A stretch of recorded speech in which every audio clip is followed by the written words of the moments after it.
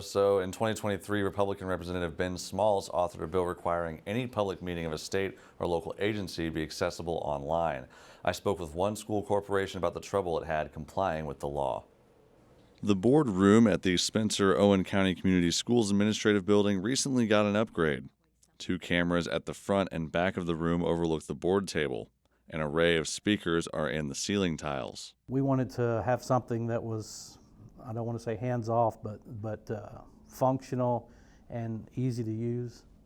I don't know if we accomplished everything that we wanted with that, but it seems to be pretty robust. The school board started the process of complying with the law well in advance of the deadline. It live-streamed its first meeting on May 22nd, but there have been challenges. We typically have had one meeting in every building, every school building in the corporation at least once a year.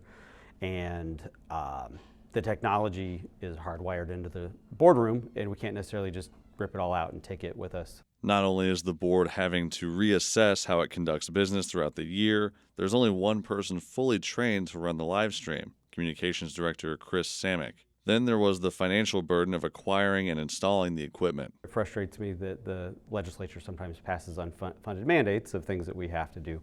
Now, the legislation did provide we could have lesser technology than we have to meet the requirement of the law. The superintendent of the county school system says the new system cost $50,000. The equipment's going to uphold, the integrity will be there so that we're not going to have to just completely replace pieces in 3 years or 4 years. This should be good for 10 years, 15 years, and a return on investment to our taxpayers in that sense. The author of the bill says he became interested in requiring meetings to be online after the pandemic. Once I think we saw that, we thought, well, wouldn't it be great if public meetings were all live streamed permanently so that the people that live in those communities can see what their government is doing, how they're spending their tax dollars. The new law, however, doesn't say much about what happens to organizations that don't fall in line. If you just don't have the internet, those are some exceptions to the live streaming and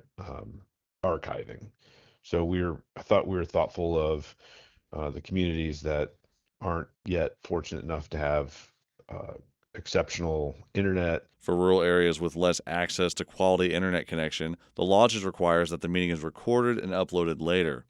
It allows transmissions and recordings of public meetings to be destroyed after 90 days. River Systems is an Indiana-based company that has helped at least 50 municipalities with live streaming.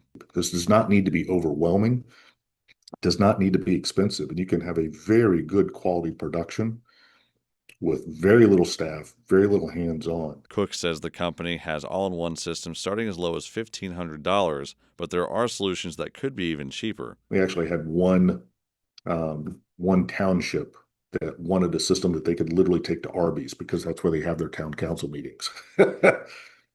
Technically, you can do that. Now that July 1st has passed, Cook says there are still plenty of organizations that haven't completed the transition. But now that many others have, he predicts more are going to join in. I think we'll start to see a much more rapid deployment and adoption of this.